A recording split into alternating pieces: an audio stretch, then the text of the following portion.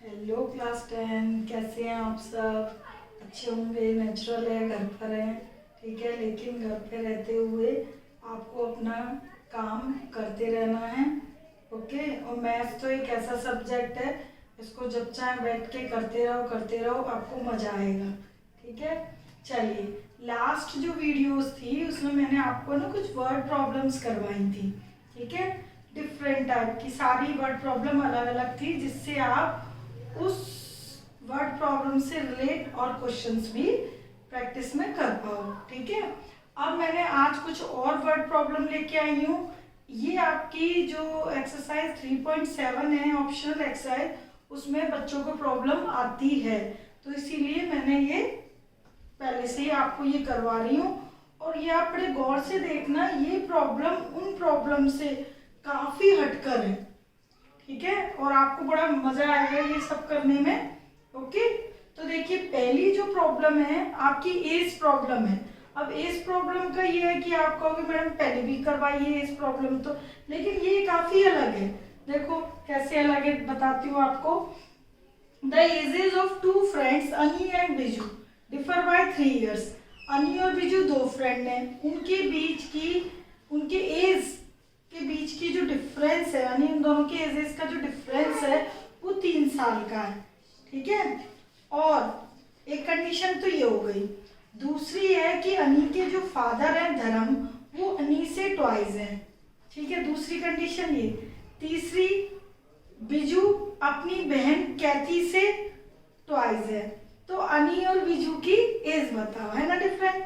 तो यहाँ पर है 4 करेक्टर, अनी, बिजू, धर्म और कैथी, ठीक है। अनी बिजू तो फ्रेंड है, धर्म अनी के फादर है, कैथी बिजू की बहन है, ओके। तो देखिए यहाँ पर मैंने एक्स वाई वेरिएबल ना लेट करके A B C D let कर लिया है, जिससे आपको करने में आसानी रहे, ठीक है। देखो A B C D let कर ली मैंने ages, A B C D be the ages of Annie, Biju, Kathy and Dharam respectively. It means A Annie की एज है, बी बिजू की एज है, सी कैथी की एज है, इनिशियल लेटर ले लिए, और डी धर्म जी की एज है, ठीक है। धर्मेंद्र नहीं है, धर्म मतलब अनी के father, okay, respectively. Such that यहाँ पर अनी और बिजू दोनों के बीच की एज का डिफरेंस 3 years है, ओके। कितने साल है? 3 साल। एक कंडीशन तो ये दी है, देखो पहली statement, ages of two friends Ani and Biju differ by 3 years। तो पहली कंडीशन मैंने कर दी, ओके। दूसरी कंडीशन क्या लिखी है? अनीस फादर धर्म, तो डी, धर्म का D, not Dharmendra, Dharam, okay. Is twice as old as Annie, Dharam की एज अनी की एज से ट्वाइस है, तो डी इज इक्वल टू 2 है, दूसरी कंडीशन। थर्ड है Biju is twice as old as his sister Kathy, Biju Kathy से ट्वाइस है, तीसरी कंडीशन ले ली, okay.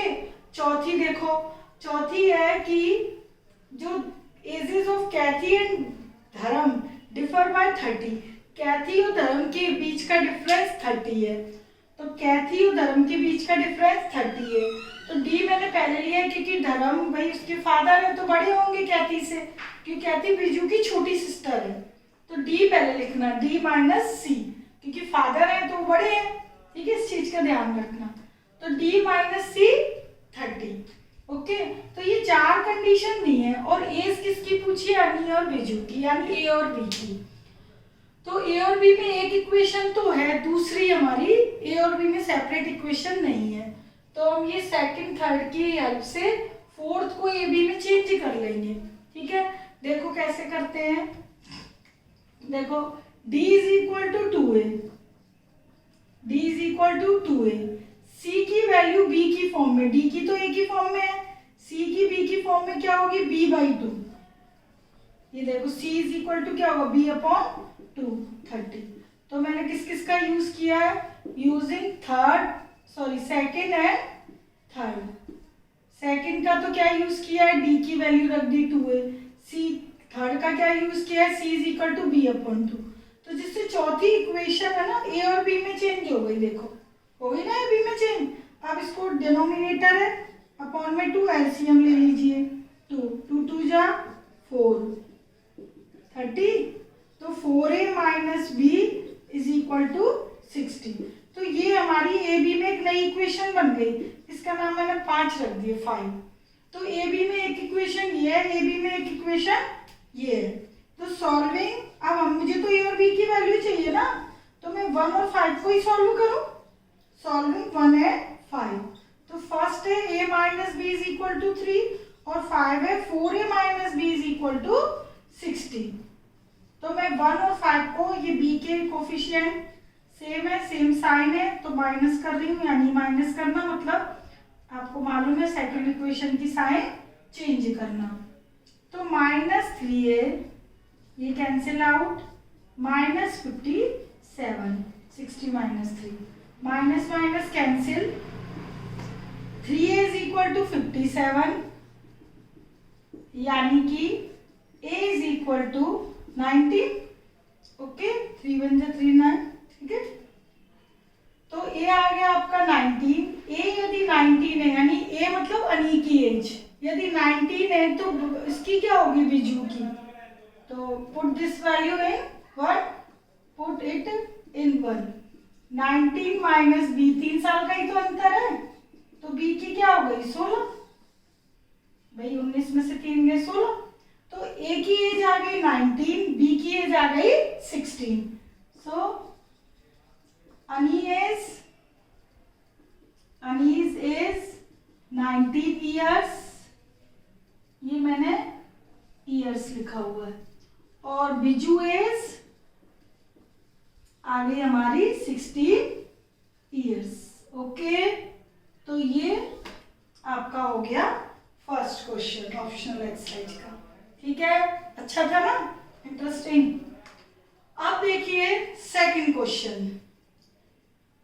One says give me 100 rupees friend, I shall then become twice as rich as you. यहां पर दो फ्रेंड बात कर रहे हैं, ठीक है। एक फ्रेंड दूसरे से कहता है कि यदि तुम मुझे 100 रुपये दे दो तो मैं तुमसे दुगना अमीर हो जाऊंगा, ठीक है। अब उसकी रिप्लाई में दूसरा फ्रेंड कहता है यदि तुम मुझे 10 रुपए दे दो तो मैं तुमसे 6 गुना अमीर हो जाऊंगा। ओके, तो दो फ्रेंड की बातें हैं, दो कंडीशन है। तो tell me what is the amount of their capital, तो उनकी कैपिटल का अमाउंट क्या होगा दोनों का, ठीक है। तो यहाँ पर मैंने अमाउंट x और y लेट किया हुआ है। देखो, let rupees x be the amount of first person और y rupees be the amount of second person, क्योंकि दो पर्सन है, दोनों बात कर रहे हैं।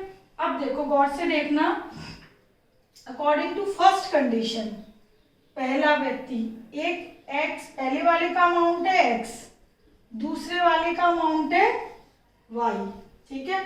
तो अब मैं ये कर रही हूँ अकॉर्डिंग टू फर्स्ट कंडीशन, क्योंकि इस क्वेश्चन में केवल दो ही कंडीशन दी है, इसकी तरह नहीं है।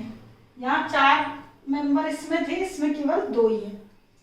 तो पहला दूसरे से कहता है कि यदि तुम मुझे 100 रुपये दे दोगे, 100 दोगे, तो मैं आपसे दुगना हूँ। तो दूसरा पर्सन जब पहले पर्सन को 100 रुपये दे देगा, ठीक है, आप में से कोई भी, जैसे अवंतिका मुझे 100 रुपये दे देगी, ठीक है, तो 100 रुपये मेरे पास तो ज्यादा हो गए, लेकिन अवंतिका के पास कम हो गए। तो वो अवंतिका के पास कम हो गए 100 रुपये, इसने मुझे दे दिए ना, तो मेरे पास तो 100 ज्यादा हो गए, उसके पास 100 कम हो गए। अब ये है कि अब भाई मैं ये कह रही हूँ कि 100 मैंने ले लिए, तो मैं अब तेरे से क्या हो गई, दुगनी अमीर, ट्वाइस। तो मैं अवंतिका से ट्वाइस हो गई। समझ आ गई बात। दो दोस्त हैं, एक कह रहा है 100 दे दे, तो 100 प्लस हो गए उसकी साइड, उसके माइनस हो गए, तो वो उससे ट्वाइस हो गई। एक कंडीशन हो गई।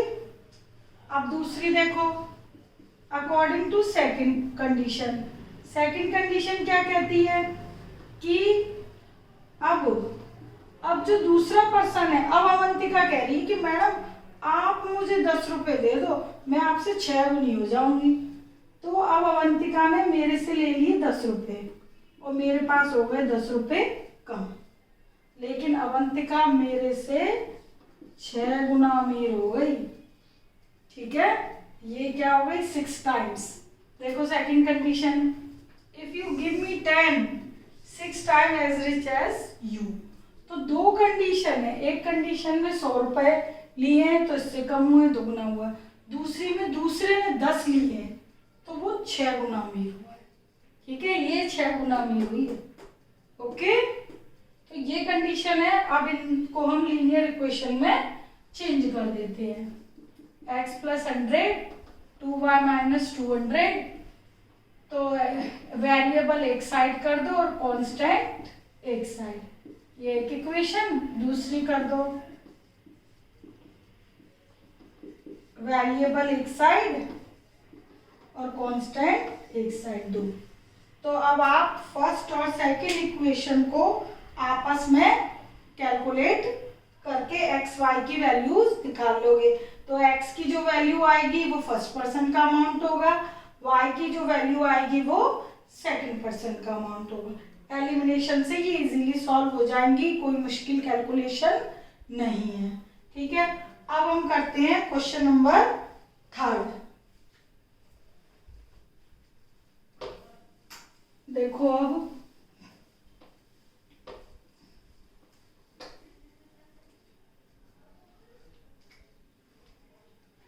a train covered a certain distance at a uniform speed. If the train would have 10 km/h faster, it would have taken 2 hours less than scheduled time. इसमें लिखा है कि यदि एक ट्रेन एक डिस्टेंस कवर करती है, सर्टेन डिस्टेंस, कोई भी किसी भी यूनिफॉर्म स्पीड में, तो यदि वो स्पीड 10 किलोमीटर बढ़ा ले तो टाइम 2 घंटा कम हो जाएगा। और यदि वो ट्रेन की स्पीड कम कर ले 10 किलोमीटर तो क्या होगा भाई, टाइम ज्यादा लगेगा, 3 घंटे। ठीक है, तो find the distance covered by the train. तो यहाँ पर जो दो कंडीशन दी है ना, एक तो दी है भाई स्पीड 10 बढ़ा दी जाए, स्पीड बढ़ाओगे तो टाइम कम लगेगा, स्पीड कम करोगे तो टाइम ज्यादा लगेगा। तो मैं यहाँ पे स्पीड और टाइम जो दो वेरिएबल है वो लेट कर रही हूँ। ठीक है, late x km/h be the speed of train and y be the time taken by train to cover the certain distance. Okay, यदि x स्पीड है, y टाइम है, देन डिस्टेंस क्या होगी, then distance by speed is equal to क्या लिखते हो आप लोग, डिस्टेंस अपॉन टाइम। तो डिस्टेंस क्या होगा, speed into time, x into Y, यही होगा ना। डिस्टेंस क्या होगा, x इंटू वाई होगा। ओके, अब देखो according to first condition, okay, तो फर्स्ट कंडीशन के अकॉर्डिंग ये लिखा हुआ है कि यदि, ये देखो, train would have 10 kilometre faster than time 2 hours less, यदि स्पीड 10 बढ़ा दी जाए तो टाइम 2 घंटे क्या लगेगा, कम लगेगा। ठीक है, then distance covered by, distance क्या होती है, स्पीड इंटू टाइम, ये स्पीड इंटू टाइम, आएगा समझ। डिस्टेंस क्या है, स्पीड इंटू टाइम। ओके, और यहाँ पे लिखा है ये बढ़ा दी जाए तो ये कम हो जाएगा, डिस्टेंस तो उतनी रहेगी ना। मैं यहाँ रेवाड़ी से, भाई रेवाड़ी से दिल्ली जाऊं और दिल्ली से रेवाड़ी जाऊं, ट्रेन की स्पीड कुछ भी हो, चाहे बढ़ी हो या घटी हो, लेकिन जो डिस्टेंस है वो तो फिक्स रहेगी, तो डिस्टेंस तो एक्स वाई ही रहेगी। Distance is equal to speed into time. Okay, इसी तरीके से अकॉर्डिंग टू सेकंड कंडीशन कहती है कि यदि स्पीड 10 किलोमीटर कम कर दी जाए तो टाइम 3 घंटे बढ़ जाएगा। Slower 10 kilometre then time 3 hours more, तो टाइम 3 घंटे ज्यादा हो जाएगा। लेकिन मैंने वही बोला बात, डिस्टेंस तो वही रहेगी, ट्रेन की स्पीड कुछ भी हो, कितना भी टाइम लगे, लेकिन डिस्टेंस तो कांस्टेंट रहेगी, इन्हीं भी दो प्लेसेस की। तो ये दो कंडीशन है, इनमें से एक्स वाई की लीनियर इक्वेशन कैसे निकालोगे? मल्टीप्लाई कर दो, x into y 2x 10y 20, मैंने मल्टीप्लाई कर दिया x y cancel, 2x 10y 20 -2 से डिवाइड कर दो, -2 से मैंने क्या कर दिया, डिवाइड बोथ साइड, 1 -5 और -10, इट इज इक्वेशन फर्स्ट। इसको भी कर दो multiply, x Y 3x 10y 30 और ये X Y cancel, 3x 10y is equal to 30, it is second equation. ठीक है, तो ये एक्स वाई में आपकी क्या आ गई, दो इक्वेशन, इन दोनों को सॉल्व करोगे तो एक्स और वाई की वैल्यू आ जाएंगी। एक्स और वाई की वैल्यू मतलब स्पीड और टाइम आएगा, और आपको क्या पूछा है, डिस्टेंस, तो आप यहाँ पे पुट करोगे एक्स वाई की वैल्यू, तो क्या आ जाएगी, डिस्टेंस। ठीक है, यदि ये चीज क्लियर नहीं है, समझ नहीं आ रही कैसे, तो देखो, अच्छा चलो मैं सॉल्व कर देती हूँ इसको खुद ही। ठीक है, तो देखो आपकी पहली इक्वेशन तो ये है, और दूसरी है ये। ठीक है, तो मैं यदि इसमें इंटू 3 कर दूं, ठीक है, फर्स्ट में तो x कैंसिल हो जाएगा, या इसमें इंटू 2 कर दो, 10 आ जाएगा, कैसे भी कर लीजिए। y कैंसिल करना है तो इंटू 2 कर दो बेटा, तो देखो 2x 10y -20, पहली इक्वेशन में मैंने 2 का मल्टीप्लाई कर दिया, second as it is, y के कोफिशिएंट सेम है, साइन भी लेकिन सेम है, तो ये साइन क्या हो जाते हैं, चेंज, कैंसिल, -x -50, तो x की वैल्यू आ गई 50, x की वैल्यू मतलब स्पीड, तो स्पीड ऑफ ट्रेन क्या आ गई 50 किलोमीटर पर आवर, तो x की वैल्यू फर्स्ट या सेकंड में किसी में भी पुट कर दीजिए, तो किसकी आ जाएगी, y की, तो मैंने फर्स्ट में पुट कर दिया, पुट इट इन इक्वेशन 1, तो y की वैल्यू आ गई मेरे पास 12।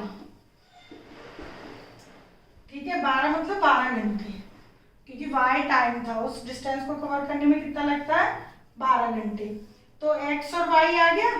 अब मुझे तो क्या पूछी है भाई, डिस्टेंस पूछी है, मैं तो डिस्टेंस कवर्ड बाय ट्रेन,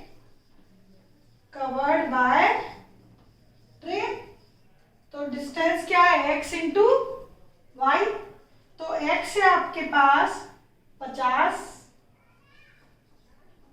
और ये है 12 टाइम, तो 600 आ गया, 600 kilometre, distance covered by train 600 kilometre. ठीक है, तो ये हो गया आपका third question. Okay, now question number fifth देखिए अब,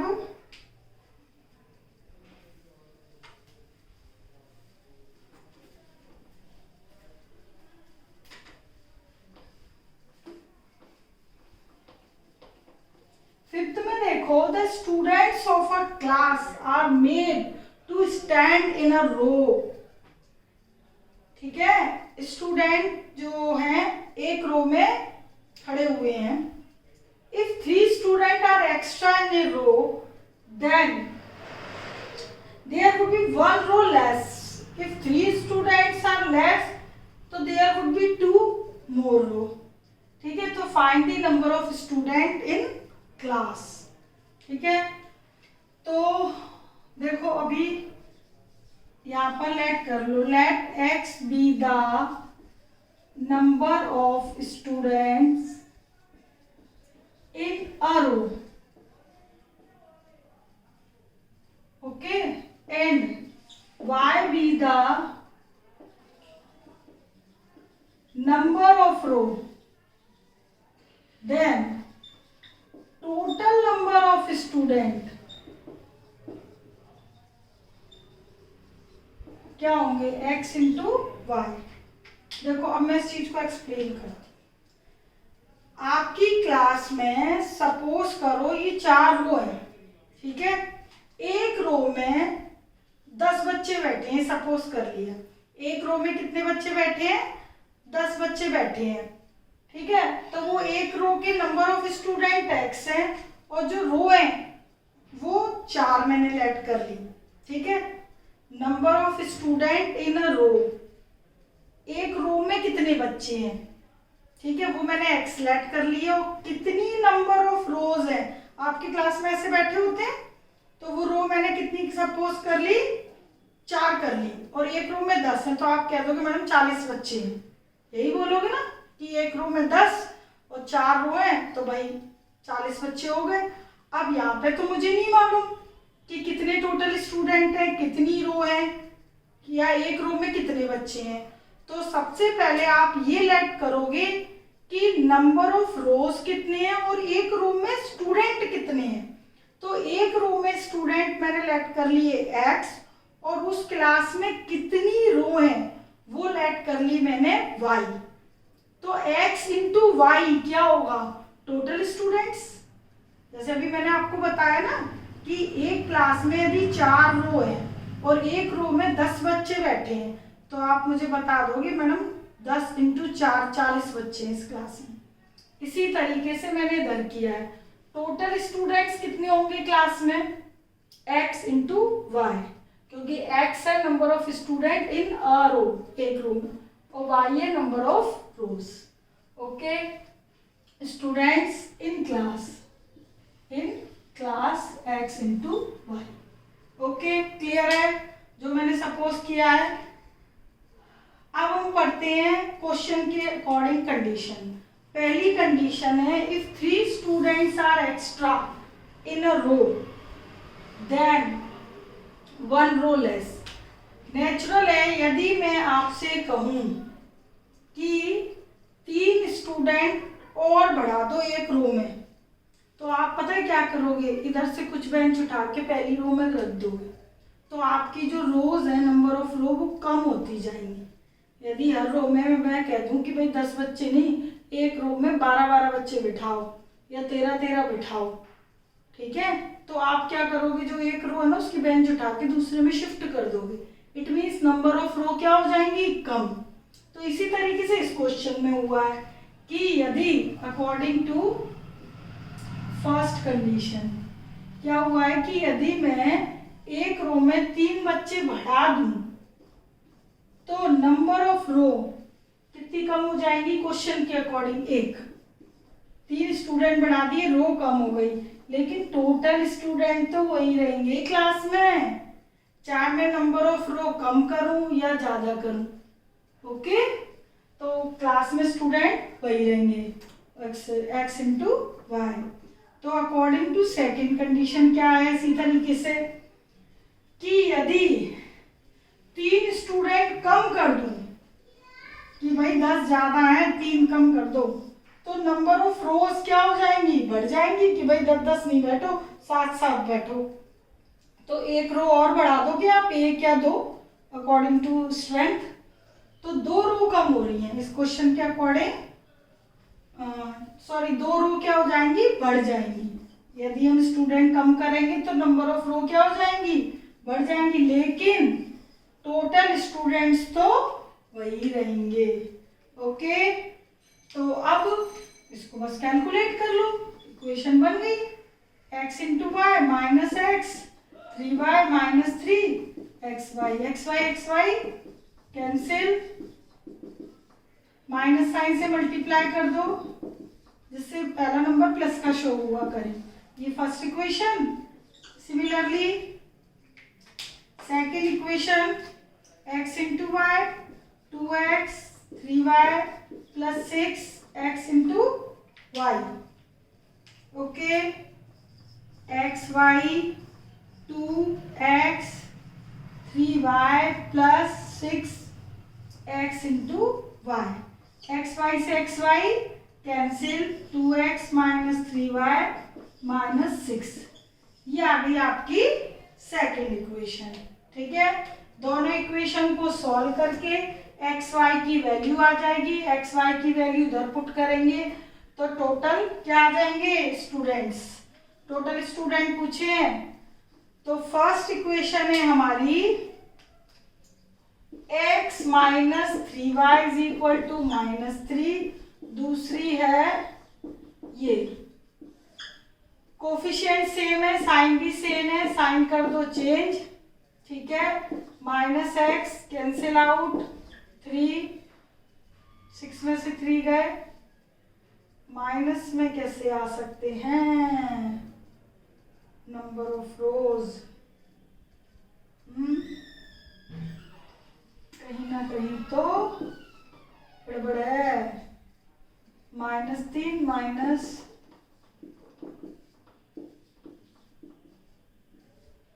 let me check, x plus 3y minus 1 if 3 are less then 2 more, find the number of students। xy minus x 3y minus 3 xy cancel, x minus -3 xy plus 2x minus 3y। मिल गई गलती बेटा, यहाँ पर कर लीजिए -6। ठीक है, because यहाँ पे आंसर माइनस में नहीं आ सकता। ये देखो 3 2 जा -6 तो ये इधर आएगा प्लस का 6। ओके, ये ठीक कर लीजिए बेटा। तो ये 6 आ गया प्लस का। ठीक, तो ये आ गया माइनस, ये हो गया हमारे पास माइनस का 9। इट मीन्स x की वैल्यू हो गई 9। x की वैल्यू यदि 9 है तो y की क्या होगी? Put it in 1। 9 minus 3y ठीक कर लीजिएगा, माइनस 3y ये हो गया 12, तो y आ गई 4। तो x की वैल्यू 9, y की 4। सो टोटल स्टूडेंट्स क्या थे? x इंटू वाई, यानी 9 4 जा 36। ठीक है, टोटल स्टूडेंट्स कितने हो गए? 36। तो ये हो गया आपका फोर्थ क्वेश्चन। अब देखिए आपका ये लास्ट फिफ्थ क्वेश्चन। फिफ्थ में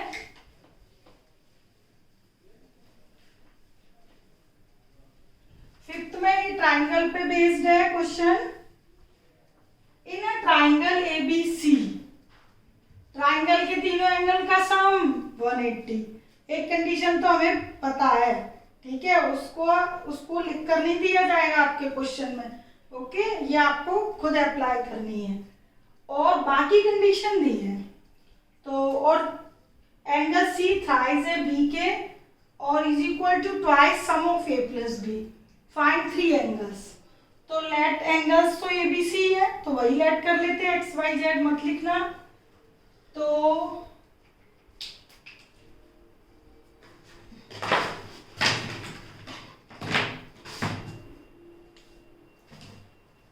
देखिए फिफ्थ,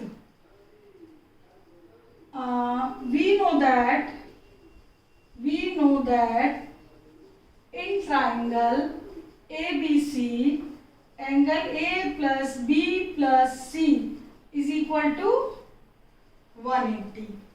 ओके, तो ये तो है ही परमानेंट, ठीक है, इसको तो आपको लिखना ही है। अब देखो गिवन क्या है। Now we have angle C thrice angle B और twice sum of angle A plus B. एक कंडीशन ये दी है, एक क्या आप इसको दो कह सकते हो, सी थ्राइस ऑफ बी है, ठीक है, और B twice of A plus B है, ठीक है। तो देखो अब इसमें यदि आप देखते हो तो angle C twice A plus B के भी बराबर है और thrice angle B twice A plus B के भी बराबर है और ये दोनों भी बराबर है। यानी इस वाली इक्वेशन से तीन कंडीशन निकलती हैं। एक तो सी और बी का रिलेशन निकलता है, सी बी से 3 गुना है, ठीक है, और बी और इसका निकलता है, पहले का दूसरे से, दूसरे का तीसरे से और पहले का तीसरे से। तो जिसकी जहां जरूरत पड़ेगी हम यूज कर लेंगे। पहले सबसे आसान तरीका देखो, जो मैंने ये सी बराबर ये लिखा है ना, ये तीनों एक दूसरे के बराबर है, तो सी इसके जो बराबर लिखा है ना ये 2, इसको इससे कैलकुलेट कर रही हूँ। देखो क्यों, सॉल्विंग 1 and 2, इसमें से a प्लस बी की value combined value angle C upon 2 इधर पुट कर दूं ना तो सी की वैल्यू आ जाएगी डायरेक्ट, ठीक है, समझ आई बात। a प्लस बी की वैल्यू इसमें पुट कर दो तो देखो a plus B plus C is equal to 180 है और a प्लस बी की वैल्यू इक्वेशन 2 से क्या होगी, एंगल सी अपॉन 2, इसकी कंबाइंड वैल्यू क्या होगी, एंगल सी अपॉन 2। तो आपकी ये जो इक्वेशन है कंप्लीट सी में आ गई, इट मीन्स आपकी डायरेक्ट सी की वैल्यू आ जाएगी। तो एंगल सी एलसीएम ले लो, twice angle C upon 2 is equal to 180। तो थ्राइस ऑफ एंगल सी ये हो गया आपका 182 जा 360, तो एंगल सी आ गया 120। ओके, एंगल सी क्या आ गया आपका 120, 3 1 जा 3, 3 2 जा 6, तो ये आ गया आपका एंगल सी, ठीक है। तो ये क्लियर आपका।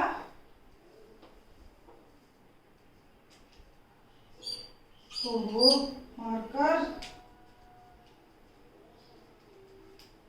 तो एंगल सी हो गया 120, ठीक है। तो अब देखिए एंगल सी की वैल्यू यदि 120 है तो एंगल बी की क्या होगी, देखो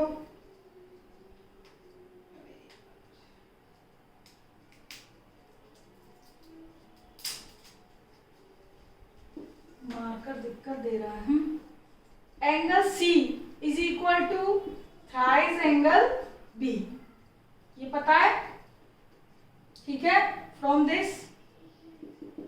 तो देखो सी की वैल्यू पता है तो एंगल बी क्या होगा, 1/3 ऑफ एंगल सी।